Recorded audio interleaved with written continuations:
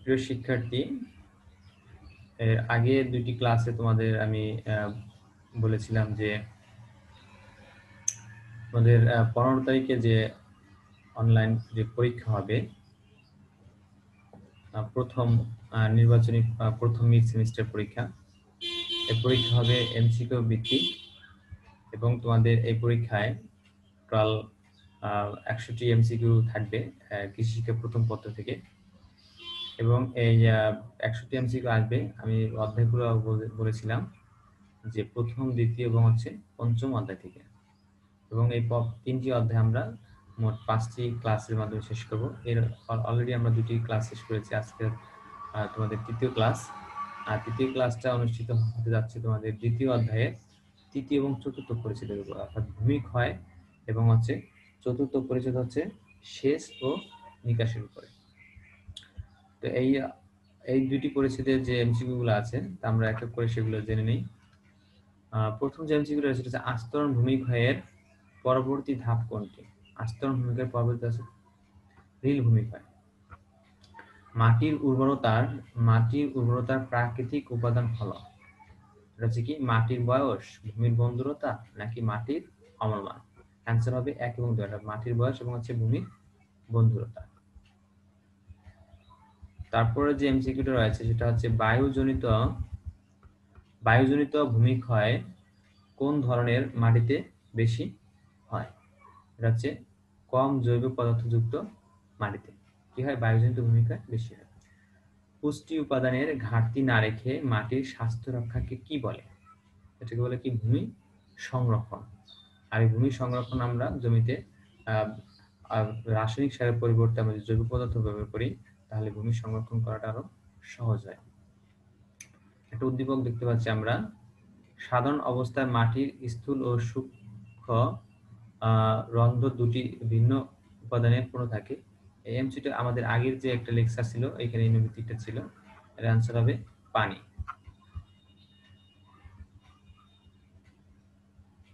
তারপরে উদ্দীপকের যে প্রশ্ন ছিল সেটা হচ্ছে, উদ্দীপকে উল্লেখিত উপাদানটি মাটির তাপমাত্রা নিয়ন্ত্রণ করে, মাটির বর্ণ হালকা করে, ফসফরাসের মান বাড়ায়। তাহলে অ্যান্সার হবে 1 এবং 3, অর্থাৎ গ নাম্বার।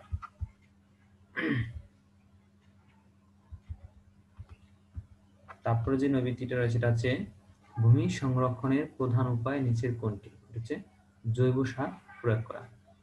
ভূমিক্ষয় হতে পারে, কি কারণে ভূমিক্ষয় হতে পারে? ভূমিক্ষয় আমরা জানি ভূমিক্ষয় হয় দুটি কারণে, এটা হচ্ছে প্রাকৃতিক কারণ, হচ্ছে মনুসৃষ্টির কারণে। তাহলে অ্যান্সার হবে ক।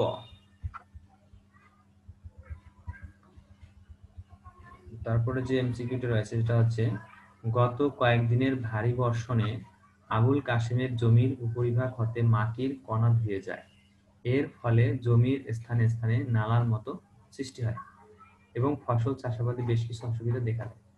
প্রশ্ন হচ্ছে উদ্দীপকের ঘটনাটি কি ধরনের ভূমিক্ষয়? আমরা জানি ভূমিক্ষয় 3 ধরনের ভূমিক্ষয় রয়েছে, একটা হচ্ছে আস্তরণ ভূমিক্ষয়, রিল ভূমিক্ষয় এবং গালি ভূমিক্ষয়। আস্তরণ ভূমিক্ষয় আছে যখন আকাশ থেকে যখন বৃষ্টি হয়, সেই বৃষ্টিটা থাকে ফ্রেশ, কিন্তু যখনই সেই বৃষ্টিটা মাটি দিয়ে গড়িয়ে যায় বৃষ্টির পানিটা, তখন আমরা দেখতে পাই সেই পানিটা হচ্ছে ঘোলা। তার মানে এই ফ্রেশ বৃষ্টির পানির সাথে মাটি মিশ্রিত হয়, উপরের যে উর্বর যে জৈব পদার্থ যে মাটিটা সেটা কি ধুয়ে যায়। এই যে ভূমিক্ষয়ের কথাটা বললাম, উপরের অংশটা যে ধুয়ে গেল বৃষ্টির পানির সাথে, এটা হচ্ছে আস্তরণ ভূমিক্ষয়। কিন্তু এই আস্তরণ ভূমিক্ষয়টাই যখন আরো কিছুদিন এভাবে চলতে থাকে, তখন তার উপরে আমাদের হাতের উপরে যে রেখা থাকে, এই হাতের রেখার মতো এরকম অনেক রেখা দেখা যায় ওই জমিতে, তখন সেটা হয়ে যায় রিল ভূমিক্ষয়।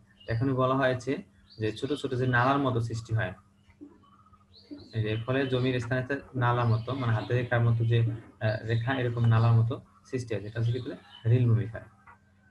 তারপরে প্রশ্ন হচ্ছে, এই ধরনের ভূমিক্ষয়ের ফলে আবুল কাশেমের জমিতে কি হয়? অর্থাৎ উর্বরতা হ্রাস পাবে, চাষাবাদের খরচ বেড়ে যাবে এবং সারের কার্যকারিতা কমে যাবে। তাহলে অপশন 3টি হবে।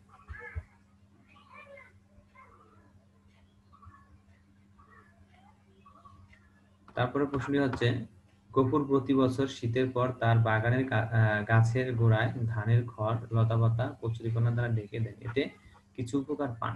প্রশ্ন হচ্ছে, গাছের গাছের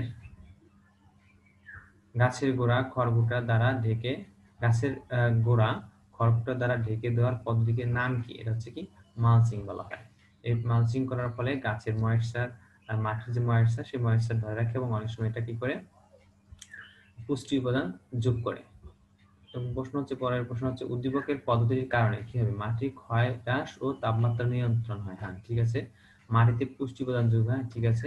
মাটিতে রস বিদ্যমান থাকে, তাহলে অ্যান্সার হবে অ্যান্সার এখানে তিনটেই হবে, কারণ মাটি ক্ষয় হ্রাস করবে যদি আমরা কোনো জমির উপরে যদি লতাপাতা কচুরিপানা এগুলো দিয়ে ঢেকে দিই, তাহলে অ্যান্সার তিনটি হবে। অর্থাৎ মাটির ক্ষয় হ্রাস পাবে, তাপমাত্রা নিয়ন্ত্রণ হয়, মাটিতে পুষ্টি উপাদান যোগ হবে, কারণ ওই খড়কুটো লতাপাতা কচুরিপানা পচে এখানে সার যোগ মানে জৈব সার যুক্ত হবে এবং মাটির রস বিদ্যমান থাকে, তাহলে অ্যান্সার হবে গ। এখানে অ্যান্সারটা ভুল রয়েছে, এখানে অ্যান্সার হবে ঘ নাম্বার, 1 2 3। তারপরে যে প্রশ্নটি রয়েছে এটা হচ্ছে জমির ঢাল বরাবর ক্ষয়রেখা সৃষ্টি হয় কোন ধরনের ভূমিক্ষয়ের ফলে? জমির ঢাল বরাবর ক্ষয়রেখা সৃষ্টি হয় কোন ধরনের ক্ষয়রেখা? এটা হচ্ছে এটা রেল ভূমিক্ষয়ের ফলে। এটাও ভুল আছে, রেল ভূমিক্ষয়ের ফলে। তোমাদের বলেছিলাম যে হাতের রেখার মতো যে ক্ষয়রেখা সৃষ্টি হবে, এটা হচ্ছে রেল ভূমিক্ষয়ের ফলে। তারপর হচ্ছে মাটির উৎপাদন ক্ষমতা কোনটির উপর নির্ভর করে? এটা হচ্ছে মাটির উর্বরতার উপরে।